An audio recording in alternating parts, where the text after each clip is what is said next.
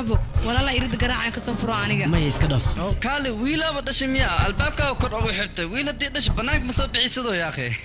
haduu soo baxan casi adigu ku dilaya soo bax alaabtana soo qaada ma mariye saada way xamari qaad qashinkaas meesha ugu tagtay qashinka dhig hadiyad way dabaalo sawirka iga qaadan wariyaa waa ujeeda sawir inuu yahay laakiin adiga hadiyad ma taqaanid dibigaas aan meesha ku xiratan soo fasaxan ku dhaal baabkii ka jabinne maxaad baa kiga furuys maxaad ku dhacday kana may wala waxa waay feer wiilkayga anaga ku sheegay nin ayaa maanta nafta noo keenay yow yanika abi sheeg anu idhi waay ninka adile ma ho caadi waa adiga wariyaa suuriya aniga hooyada mihimiya suuriya boqolkiiba 50 ayaa qiimo dhimis naloo sameeyay raqiis baa ahday wax fiican maleelah suuriya kaale midan yaa u yeeri dadku way ka ordan laakiin adan waa ka carartaa maxaa dhacay qaladka naas kale sababta waxaan dhahay noloshaada u raaxay dhibka wana keenay asaga way iga dhuntay inta ka baxay waa inaan ka dhuntaa ibane si intaan galaya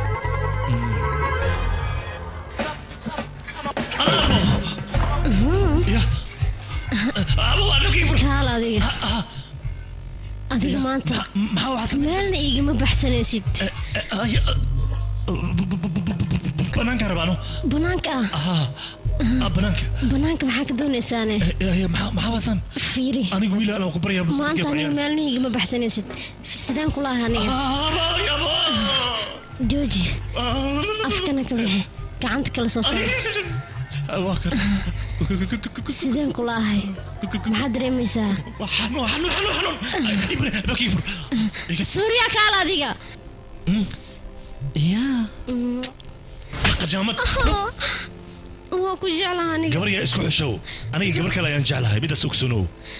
suuriya adiga anigoo gabar sidaan u qurux badan ayaa ku jeclaaday balse jaceylkayga adiga waa khadirin weyse gabadha aad jeceshahay amar walbana ka fikiraysid waxaa kuu sheegaa inay whatsapp iyo imo iyo facebook iyo skype ay ku mashquushay adiyaas barkaa raace wayna kaa duulaysaa hadalkaygana xusuus ayuu kuu noqonayaa anigana markaas iima soo laabanaysid maxaa yeelay weji ay igu soo laabatidba maba heesidba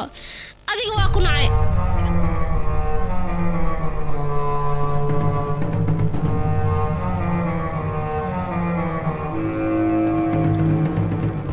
maskaxdeeda ulul ayaa ka shidan maxay u shidnaan waas aniga mar walba wax walbaan samaysan jirnay mana qasaari jirn